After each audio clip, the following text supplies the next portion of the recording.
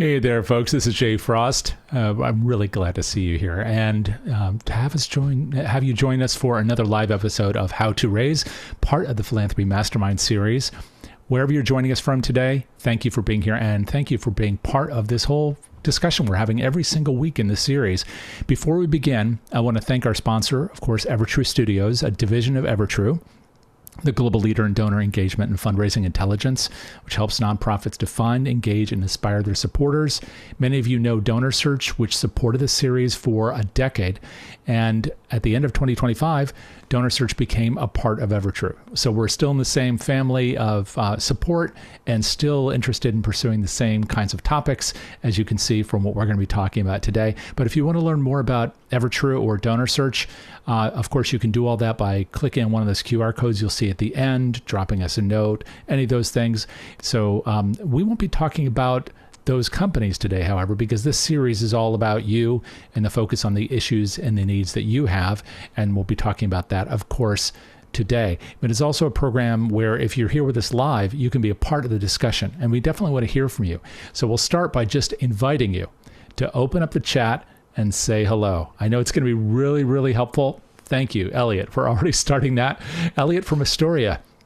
It sounds very poetic somehow. So everybody just join Elliot right there and say hello or howdy or konnichiwa or whatever you want to say. And let people know maybe which part of the country or the world that you're from. I've already seen a friend there from Canada. So you may find that there are people who are in kind of similar roles around the country or around the world. It's a great place to get to know one another. It's also a perfect place to ask your questions. We are going to be looking both there and at the Q&A, but I will make sure that we monitor throughout and we harvest all those things that you're thinking about and make those a part of the conversation towards the end of the discussion today. So please keep that space going. It's really wonderful to see all of you doing this and taking advantage of it. And also the breadth of organizations that are here. I was talking with a presenter today about this and wondering who might be in the room. And you're giving us a hint of that. It's very helpful to hear as he takes us through some of the lessons that he's learned, especially in higher ed, but across the sector. So wherever you're from, whatever you do, I know you'll find value here, but make sure that he knows what your interests are so he can apply that to the kinds of things that he's going to share with you today. Now, to today's topic. If you felt that the traditional annual campaign is getting harder and harder to sustain, I know that I have, or maybe it's not producing the results it once did, you're not imagining any of this. Donor behavior is definitely shifting. The tools the donors are using are changing. And of course, the expectations around impact, timing, and engagement are evolving just as quickly. And so today's session is titled Transactions to Transformation, Rethinking the Modern Campaign. There are all different definitions of the campaign. I'll leave it to our presenter to define exactly what he's talking about and how. It's a lot here to go through. But he is going to explore what's driving that shift from donor-advised funds and retirement assets to more issue-driven giving and all of the above and beyond. We're talking about how to align those annual major capital programs, endowments, planned giving into a coordinated structure. And more importantly, move into the real brass tacks of this stuff, which he knows very, very well. Our presenter, of course, is Gary Larimer, senior consultant with DBD Group, one of the leading firms in campaign strategy and philanthropic planning. He's worked with organizations across the country to design and execute campaigns that don't just meet goals, but redefine what is possible for organizations. I know he's going to talk about the trials and tribulations in doing that work. I know that's his story to tell, but I know he can tell you about a lot of these successes. Gary, thank you so much for being willing to share with us today. It's great to see you. Jay, thanks so much for the kind introduction. It's a pleasure to be with you this afternoon. The afternoon for me, I'm in New Jersey, and I did see someone put in, they were from the Bronx. Hello, Bronx. I grew up in the Bronx, so I am so glad to see you here. I'll talk a little bit about my experiences and what I've really seen as very, very significant changes in philanthropy work over the time being. I will share my screen. Hopefully. And I'll let you know as soon as it's visible on our end. Great. It says share. It's the technology that scares me the most. It scares all of us, but there it is. It's working. Oh my God. Did I get it to work? Well, we can see all the slides right now. So I don't know which view you're trying to take. Oh, they disappeared on us. Oh, no. Okay, give me the second. I'm going to reappear just to show you the difference between the beauty you're about to see and the horror that's currently in front of you. But in the meantime, I just saw people from DC here too. So you're doing a shout out to the other boroughs. I want to do a shout out to the people in the DMV. It's great to see folks there. Oh, there you are. I can see the slides. Great. And I'm Take it going away, to Gary. try and, did I get it to work? It looks perfect. Oh, thank you. And again, pleasure to be with everyone. A little bit about me. Prior to joining DBD, I'd spent the last 8 years prior to that, prior to joining DBD about a year ago, in higher education at Pace University in New York, and for about 15 years before that with YMCAs. I'll give you some information that I think is driving a lot of the change. And when speaking with a lot of my peers in the philanthropy profession, I think professionals very often like to think that they're driving a lot of the change. And I think that's part of it. No question, campaigns have become more sophisticated. Campaigns have become bigger. But I think the biggest evolution is in our work is being driven by the donor. A total of about 600 billion in total philanthropy in 20 and by the end of 2024, almost 70% of that 600 billion is being driven by individuals. And among the biggest changes that I think individuals are experiencing is how and their behaviors about giving. If you'll notice in the little asset class chart at the bottom, it's only about 10% in cash of people's personal assets. It has changed dramatically through DAFs, pre-tax account and IRAs and 401k plans, all of which are becoming very significant parts of giving, as well as real estate and appreciated securities. Again, these asset classes and their percentage holdings are averages of people, but just at the end of December 2025, Vanguard Investment issued a report. At Vanguard Investment in 2025, 127,000 people had $1 million or more in their pre-tax savings account. 127,000 just at Vanguard.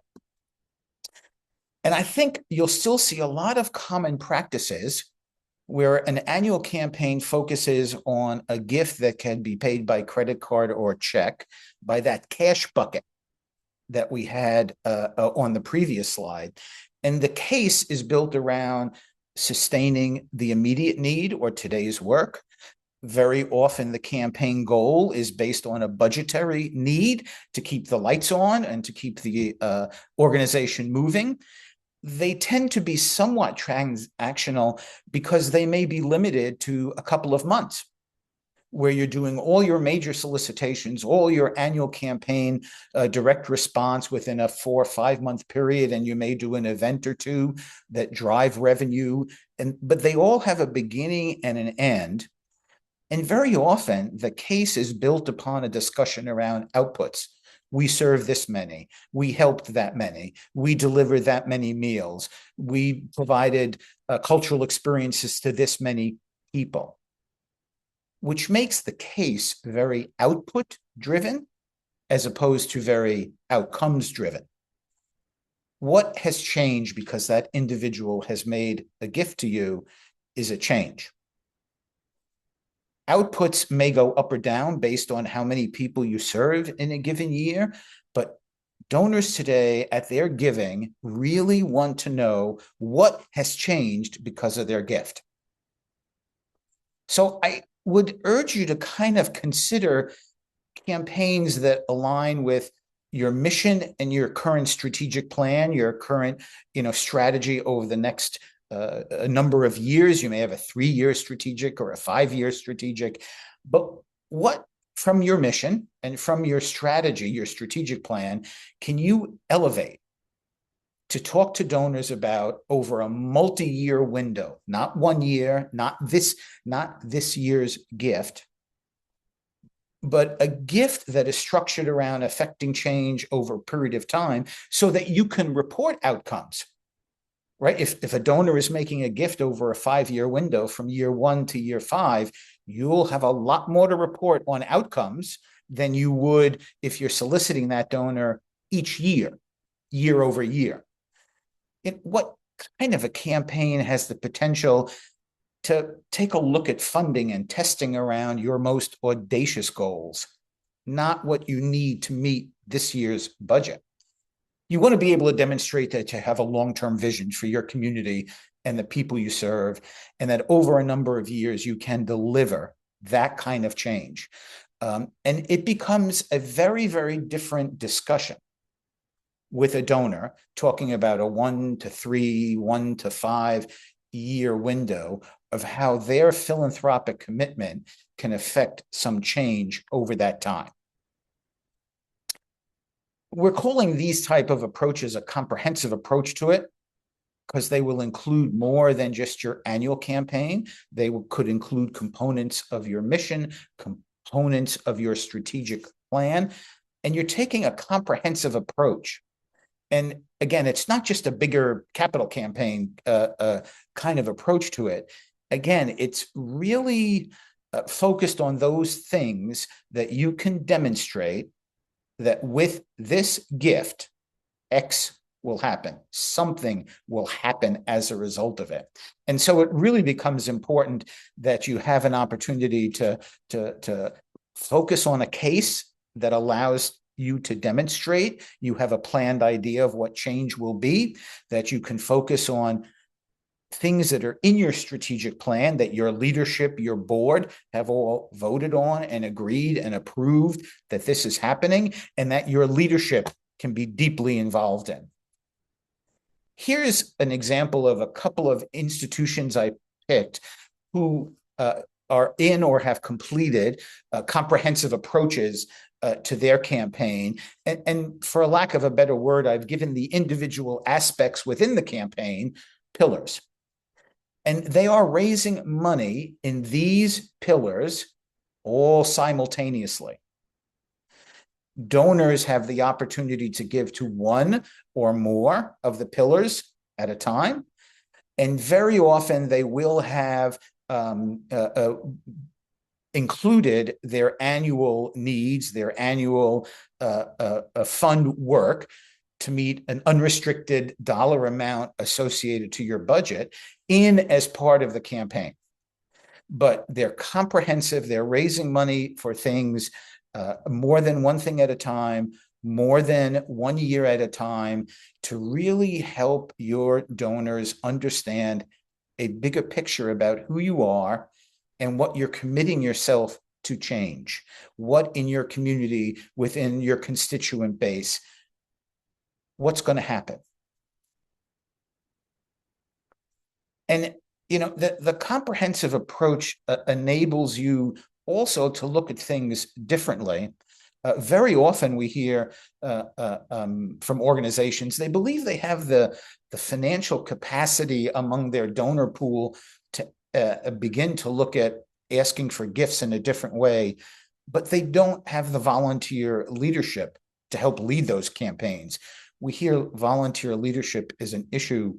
And as part of this comprehensive approach, you now are able to open up the leadership roles of a comprehensive campaign committee or a comprehensive campaign leadership cabinet to many people, because they may have a personal inclination around one of the pillars or more, but didn't get involved before because you weren't raising money for that. And you really want to, you know, position the invitations to campaign leadership as real invitations. It's not that, you know, it's in my job description. You know, I need to have a campaign chair. I just need you to sign this letter. Be very honest and approach leaders that really believe that their involvement, their name attached to this initiative, can help drive change and raise more money. You really, in approaching donors around a comprehensive appeal, you want to begin to have a deep understanding of their capacity. And I'll show you some information that is really so important, not only so you understand their capacity, but you're getting some data around their evidenced inclination. that you really view donors as not just contributors, but because they're helping to fund your strategies, things in your strategic plan, they are really your strategic partners. And endowment gifts or plan gifts, which again, it could be a pillar in a comprehensive campaign, are individuals that are really out there stewarding the future. A very simple scenario of what we're talking about. Let's say you have a donor who's given you consistently over a number of years $1,000 for your annual campaign. But now you've added some other buckets or pillars and you're in a comprehensive approach. You've done your homework. The donor has capacity to do more. If you could demonstrate and learn about their inclination to one of your pillars. And you could continue to ask that donor over the next 5 years in a pledge agreement to give the $1,000 and consider giving $4,000 a year for the next 5 years in support of one of your campaign pillars. You've now moved that donor from $1,000 to a $25,000 gift. In this very simple scenario, you could even add to it. You could even structure it that we want to ask you for your $1,000 commitment in a 5-year pledge. In year one, $1,000. In year two, $1,100. In year three, $1,200, $1,300, $1,400. And you've now moved that donor even further along. And you've helped them increase their giving in your annual campaign to help really support your ongoing efforts as well. And I mentioned the previous slide relatively briefly, really getting to know the capacity of your donors and some information around what their level of inclination to support your cause might be. There are a number of products that do this work for you. We've worked with a number of organizations to help them really make data-informed decisions around what their capacity of their current pool of donors might be. One of the things that we help them look at, and this is from an actual client, I've just crossed out the names. We shared with them, here's a list of 10 or so donors who were giving their organization $250 or less. And we found gifts that they are giving to other organizations. So clearly, there is capacity among just these dozen or so donors here who could give more because they're giving it to other institutions that warrant learning. Are they more inclined to support that cause? And if so, why? And this information, this data, is not to say that the donor that gave you $100 and gave $5 million to someone else, another organization, is going to give $5 million to your organization. But you begin to understand that they have the capacity to do more. And how do I work with this individual? How do I deepen my relationship with this individual?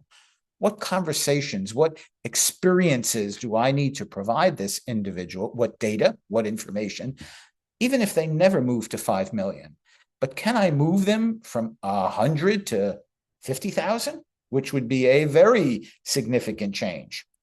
And so getting this type of information to help you make those data-informed decisions really helps drive your work towards success.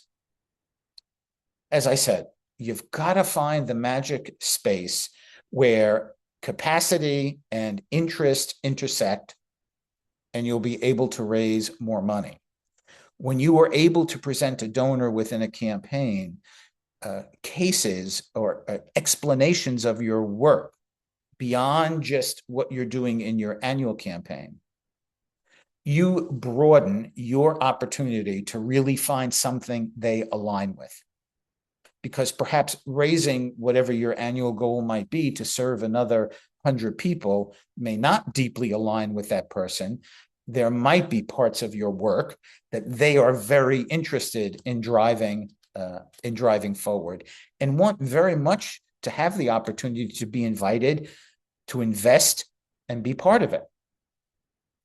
I also, here's a sample here's an organization. I changed some of the information. They're in about trying to raise about $11 million over a 5-year goal.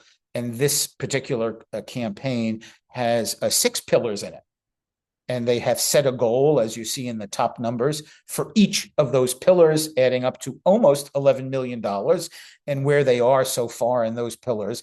And please note that the first one to the left, community impact, is what they have now defined as their annual fund for their unrestricted giving that goes into the operating budget each year to support that, as well as developing a campaign for emergency and immediate shelter, for emergency and immediate food, to help develop workforce skills so that they can get into affordable housing, raising money to provide that family support for a child daycare so a parent can go to work.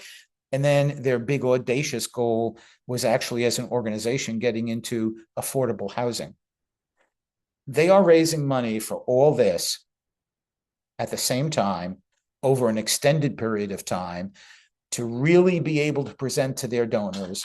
We are doing some good things now, but for us to do good things that affect deeper and broader, more meaningful change, we'd like to have a conversation with you.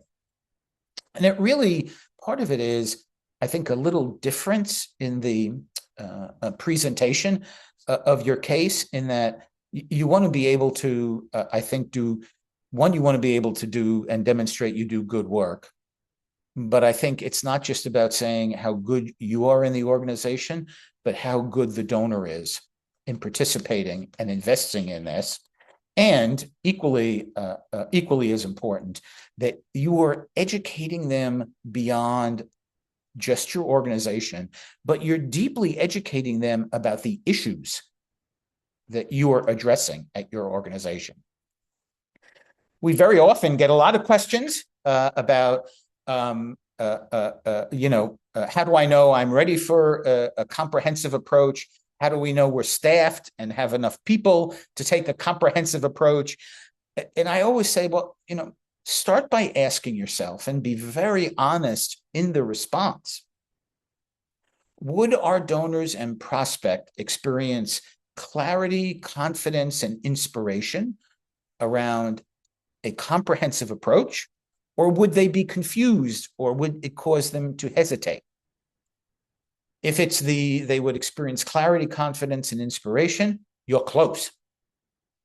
If it's confusion and hesitation, you really want to be able to build more alignment around with your staff leadership and your volunteer leadership, your boards, around a plan, a case. What are the strategies we're going to pursue so that we can really advance this work? I will tell you that really the essential components of a comprehensive campaign, not all that different than any campaign, but much more important in a comprehensive campaign, that you really build on case, prospecting, leadership, and a solid plan. Your case to explain how you built out your comprehensive pillars, the things you want to affect change in, and your investors, your donors will help bring that change about, almost to the point that they're giving money through you to get to the change as opposed to you. Great prospecting, again, a deep understanding of capacity, philanthropic behaviors, when might be a good time to approach your donors, but having that deep knowledge. I touched briefly on volunteer leadership, really elevating the view of the role of a campaign volunteer to the point that people will feel something special about being invited, and being in the room with others that will make them feel special as well.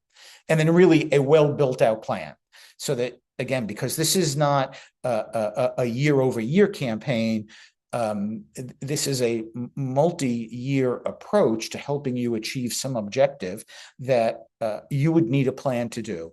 And the plan needs to be robust enough that understanding that your volunteer leadership cabinet that you start with on day one may not be the same group of people you end with on day 5 or year 5. It's hard to sustain their attention through everything. So that may happen. Staff may change. Emergencies may occur. How do you build a robust plan that is built, for consistency in execution, that you're executing it in a manner that will help you get to your goal? So case, prospecting, leadership, and plan. After the call is over, there'll be a little QR code at the end of it. If you want to download the presentation, you're free to do it. I know Jay sends it out as well, which thank you. I'm happy to share this information with you. Happy to share my email with you if you have questions. I love your feedback about the presentation or your questions. But I want to leave you with, what tomorrow, next week, next month, what do I need to do? I often say to people that, and you saw on the earlier slide, one of the tests of if you're ready for a comprehensive campaign is clarity. Can you be so clear that in 3 sentences, you can describe the societal issue, the societal problem your organization is preparing to address and how it works towards a solution? Can you explain the problem? And can you explain your solution in a few sentences? That, again, right, it's not so much an elevator pitch, although please keep in mind, when you're giving an elevator pitch, everybody wants to get off on the 2nd floor. But it is your being able to succinctly and clearly demonstrate, this is the problem our mission is committed to address. This is the solution we're committed to advance. Your donors. How many do you know? How many of your donors currently rank your organization in their top 3 categories? You saw the chart before. We know that for that particular organization, there's a very wide gap between the value some of their donors put on them versus other worthy causes. You saw the very wide difference between what the organization received as a gift as to what the donor made gifts to other organizations. When's the last time you performed a capacity screening? Do you have that knowledge? Is it accessible? Is it current? And so pretty important that you really be able to be prepared to either access that information because you have it or you can get it. Pretty important. As far as your leadership, do you have current volunteers or board, or is there a group that's prepared to lead in the campaign? Would they guide and advocate, and would they make time to achieve the campaign's objectives?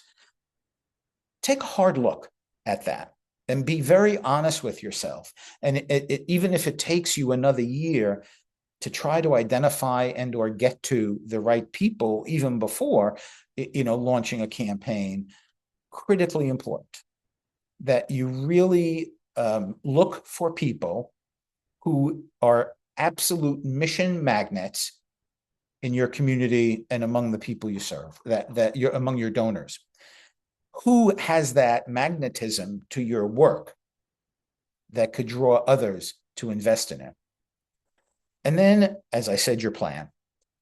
Can you begin to put some things together where you're testing your plan, testing your theories? Many of you, I'm sure, have been through the experience of a feasibility study. It really helps you understand and get the feedback that a board member, I would think, as a fiduciary of your organization, the ultimate responsible group, before they were to vote yes on a campaign, yes to a particular goal, yes to a particular set of pillars, that they would want as much information as they could get, and not just from the staff. But can you put the pieces together to begin that kind of work.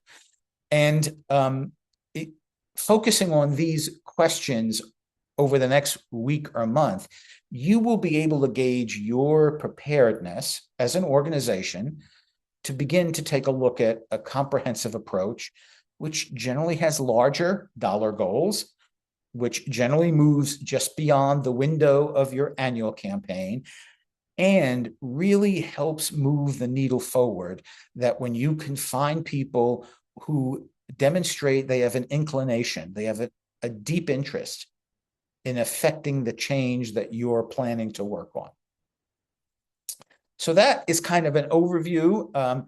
If you'd like, you can zap the QR code and download a copy of the presentation. I know that it'd be available later through Jay as well, but you could grab one if you'd like. And then my email, if you have questions or any feedback about the presentation, I'd love to hear from you, and happy to answer any question I can, or try to find the information to get it. And I know Jay's been taking the questions, so I wanted to save some time to be able to answer any questions that popped up. And hopefully everybody had a chance to grab that QR code. But as you were saying, Gary, we also will be sending an email to everybody with a link to that, as well as a link to this recording. But this is the part that everybody wants to stay for, because this is where we can just have a conversation with you. So first of all, I really appreciate what you've shared. And there was one line, there are a whole bunch of lines that you said that stuck out for me, but one I'm going to borrow from you is this whole thing about the pitch, the elevator pitch, and everybody wants to get off on the second floor. I could not agree with you more. And it seems like over the last few years, I've heard more and more people using that terminology to describe what we're doing, which is very much outbound. It's sort of like what you said with the case statement itself, that it's all about outputs. It's not about, this broader question of impact, which is so motivating for people. Oh yeah, again, the elevator pitch. I've been through many organizations that, staff or others will say, "Hey, just give me the 2-minute, give me the elevator pitch." Danger, like I said, the danger of the elevator pitch is nobody ever wants to go beyond the second floor in your pitch, and understanding in communicating about your work at your organization. There's a place for outputs. You definitely need, this is who we serve, this is how many came, this is who attended. It's really about outcomes. And talking to donors about a longer term of investing in your organization beyond this is our annual dinner, this is our annual campaign, this is my Giving Tuesday campaign, I'll come back to you next year. It's hard to demonstrate that level of outcomes or change for a larger gift over such a short, 12-month period. You need more time. Yes, it's so true. It takes a while for people to digest all this and then really make it real. So I just confused everybody. No. So, and in fact, we do have a bunch of questions. That's a good thing. And so I'm going to get to those right now. And I do see one person actually raised their hand. You don't need to do that, really. I mean, that's very polite of you. But feel free to just put the questions in the chat. I'm afraid if we try to bring people up on the screen, then technological chaos will ensue. So we're going to do everything through the chat today and the Q&A if you have something there. But before I do that, Gary, if you don't mind, I'm just going to give a preview of a couple things, housekeeping notes, then what's coming up in the series. So stick around in about 60 seconds. First of all, in terms of what's coming up in the Philanthropy Mastermind series next, if you listen to podcasts, you'll definitely enjoy our current episode of the PM podcast. It's quite a moving conversation with Kim Renner. She is the sister of Jeremy Renner, an actor I'm sure you all know, but they are co-founders together of the Renovation Foundation, which works with foster youth. But she talks at length about how that near-fatal accident that her brother Jeremy encountered actually acted as a driver to bring the family even closer together and to really focus their attention to the needs of foster youth. It's really quite a moving conversation. I'm sure you'll enjoy that. You can find it wherever you listen to podcasts. And then coming up this Friday on the podcast is a conversation with Glenn Galich, who is the CEO of the Stupski Foundation, who's been a driving force in getting foundations to spend down their assets, to drive that money directly to our organizations. He's a fascinating guy, has a lot of interesting things to say. You'll be able to hear that Friday evening, either on our platforms where we provide all this information, or wherever you like to listen to podcasts. And I'm sure Jack, our producer, will put a link to some of that in the chat for you. Also coming up next week on our sister show, which is Frontlines of Social Good, at Wednesday at 1 p.m. Eastern, will be, of course, the news, the top gifts of the week, and a couple of interviews, including one with Roger Alley, who's the board chair of AFP Global, along with a special surprise author interview. And I'll tell you all about that if you come and join us next Wednesday. And all of this, of course, is available for you also on the DonorSearch site. We haven't talked about DonorSearch or Evertrue today, and we won't. But if you want to know more about them, just make sure you fill out the survey at the end today. It's not only helpful if you want to know more about the companies, but also so we can know more about what you want to see and hear, the guests you want, the topics you want covered over the next year. We really do read that stuff. Please, as you leave today, just take 30 seconds to fill that out. Now, let's jump into the Q&A, and then I'll go through the chat as well. We have some questions from Anonymous, always my favorite attendee. So the first one is, if our priority is capital campaign, is a capital campaign, something to put into the comprehensive campaign, and I guess they want something for the comprehensive campaign as well. What do you recommend? Some way to address capital needs and, of course, operating needs. Sure. I can tell you from my immediate past experience at Pace University here in New York, we had a $300 million comprehensive campaign. 125 million of it was capital to build, to renovate a new performing arts center. Part of it was student scholarship. Part of it was the Pace Endowment Fund. Part of it was our annual fund, very, very important, that continued to drive that unrestricted operating support. And then there were a group of programs that were funded, all of which, and I would say of the, let's say there were 2,500 donors to a $300 million campaign, I would say about half supported more than one pillar, particularly where we had traditional annual fund donors who we learned through our homework, our capacity, our wealth screenings. I tend to call them capacity screenings. Wealth is such a misinterpreted word. Capacity screening. We were able to not only keep them in the annual fund, move them to a bigger gift, and move them into another pillar beyond annual. It sounds like you're weaving that into most of these campaigns. So there's Absolutely. Always a way for people to not switch their giving, but to enhance their giving. Yes, really give them an op. Okay, so let me ask that question the dumbest way I can. If we don't offer that option, what is the risk? Well, the biggest risk for your organization is you're leaving money on the table, in an unkind way to say it. The kind way to say it is you are not being upfront with your volunteers and your donors sufficiently about the work your organization does. Because again, if your annual campaign, let's say your unrestricted campaign, has an average gift of $1,000, right? There's only so much labor you could put into a gift of $1,000. But if that donor that's giving you $1,000, as we had in the little demonstration, now signs a pledge for $25,000, probably just about almost the same amount of work. Right. And you don't have to go back for each year of the pledge agreement to re-solicit.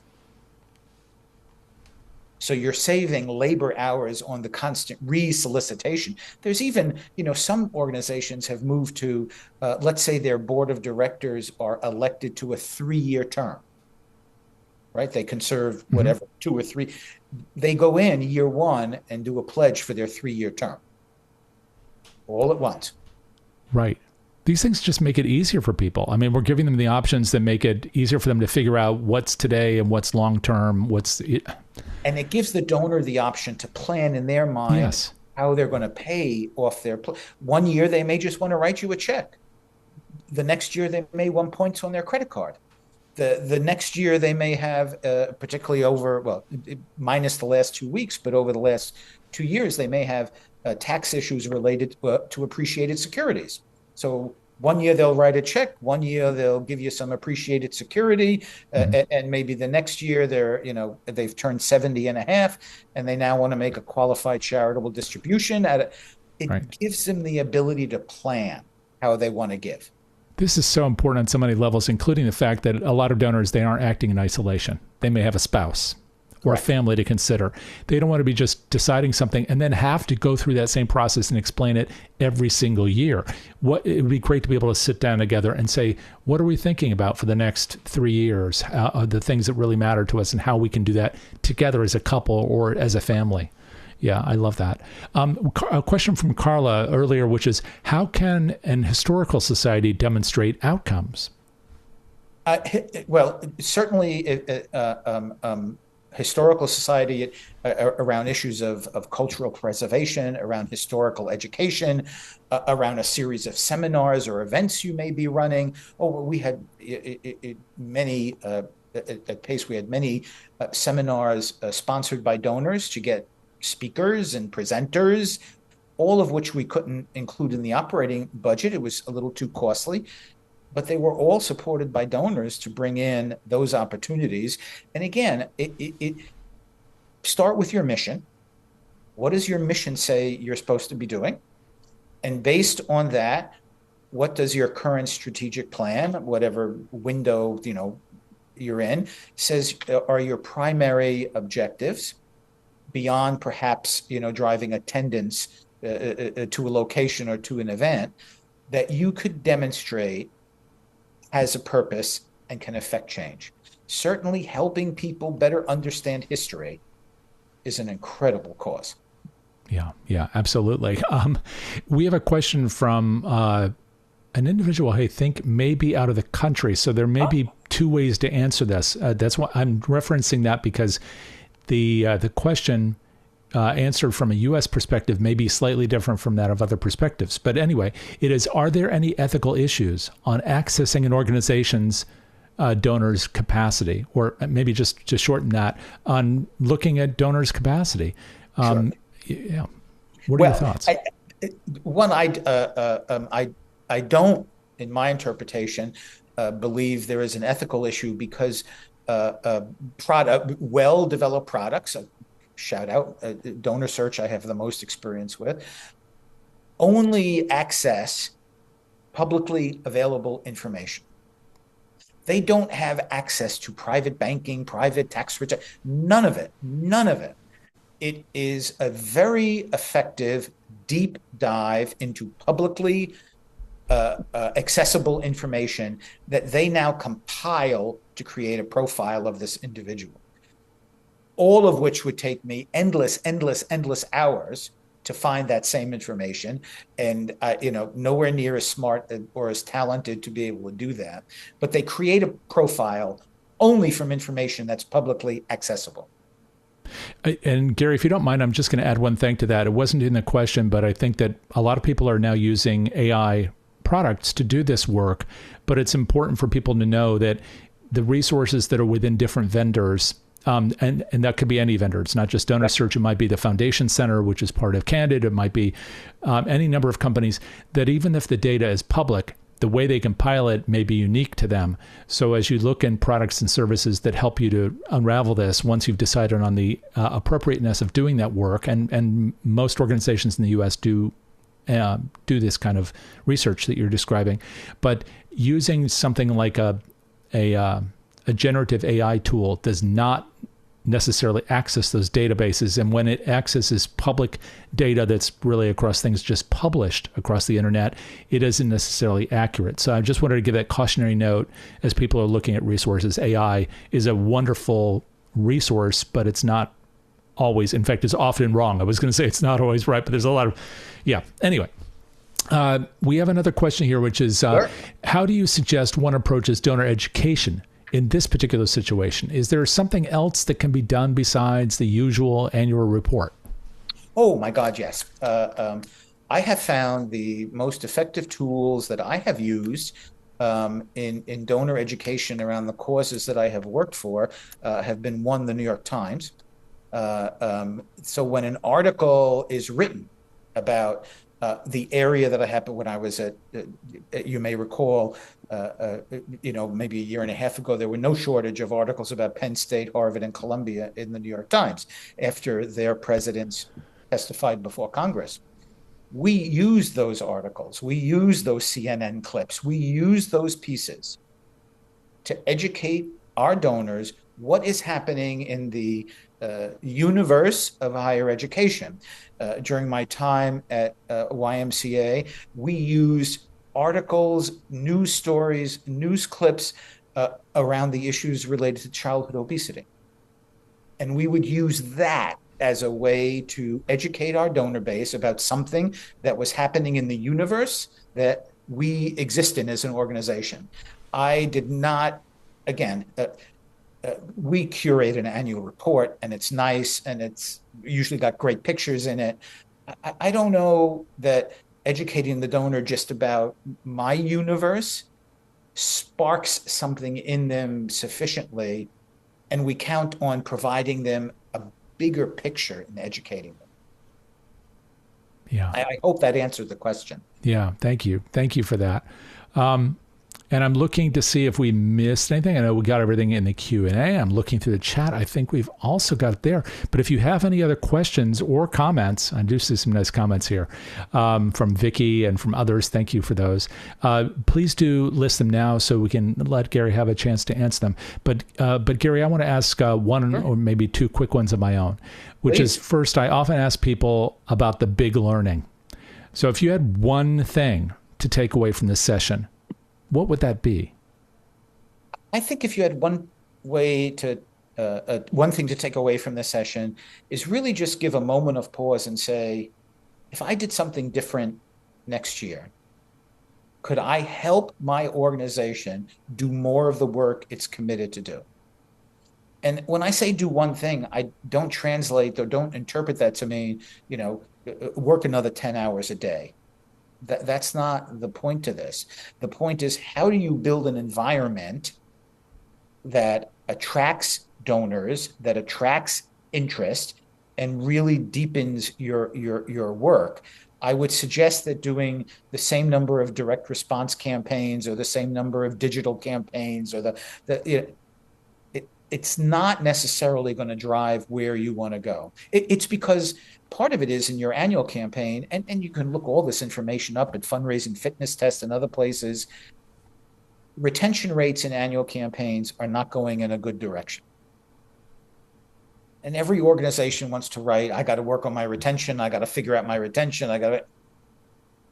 The truth of the matter is, as long as you can find ways to continually increase your average gift size, retention becomes less of a crisis. Right. And those retention rates are really a problem across the sector. They really are. And I think it's, I think it's going to be even more of a problem in Gen Z, Gen X, and beyond, because you now have a group of people who very, very much live in a subscription environment where they buy Netflix for a month to watch a particular TV show, cancel. They buy this, subscribe, get canceled. Right. It's particularly where so much of your annual fund work may not be done in face-to-face solicitations. Yeah. It may be direct response. It may be, you may have an annual giving day, for your organization where everybody gives on one day, or you may count on Giving Tuesday, or you may count on an event. If what you're already planning to do next year is reprint your giving card with 100, 250, 500, and 1,000 as the checkoff boxes in your campaign, I would urge you to take an hour to really think about how I could begin the process of moving beyond that. Yeah, absolutely.